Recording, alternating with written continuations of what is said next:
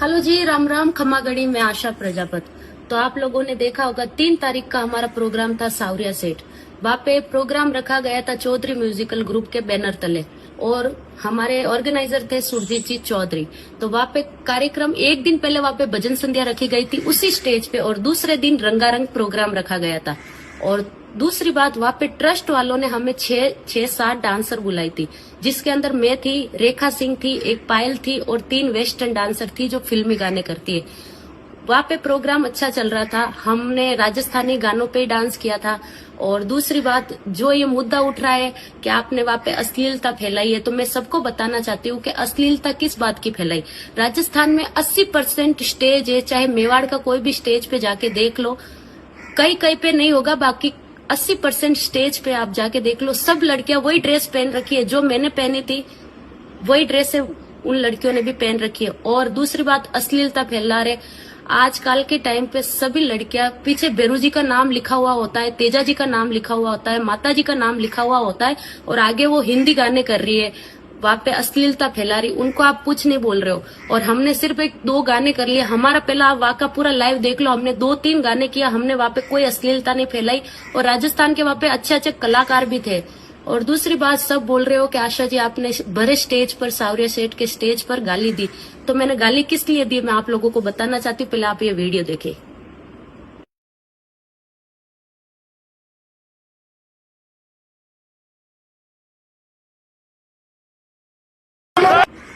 देख लिया आपने वीडियो। इस वीडियो के अंदर जो वाक्य वो कोई प्यारे लाल जी सेन थे, तो वो स्टेज पे आकर लड़कियों को पहले, अगर उनको हमारे डांस से जो भी आपत्ति थी, तो वो कार्यकर्ता से, जो भी कमेटी वाले थे सावरिया सेठ के या हमारे ऑर्गेनाइजर थे, उनको बोल सकते थे कि आप ऐसा डांस मत करवाओ, तो हम मान जाते। लेकिन वो भरे स्टेज पर आके बोलते हैं ये कपड़े उतार दो और यहाँ पे ऐसे ही डांस करो। एक तो उन्होंने ये किया, दूसरा हमारे जो साथी कलाकार थे, मेरी धर्म की बहन रेखा सिंह, उस बंदे ने भरी स्टेज पे जहाँ पे 10,000 पब्लिक के सामने उसने हाथ उठाया। इसी वजह से मुझे गुस्सा आ गया और हमारी इज्जत पे ठेस पहुंची। इसी वजह से मैंने गाली बोली। अगर मेरी गाली गलौज से किसी भी सनातनी प्रेमी धर्म भाई को, किसी को भी मेरी वजह से अगर ठेस पहुंची हो, और जो भी भाई बहन अगर मेरी गाली गलौज से आपको तकलीफ हुई हो, तो मैं माफी चाहती हूँ।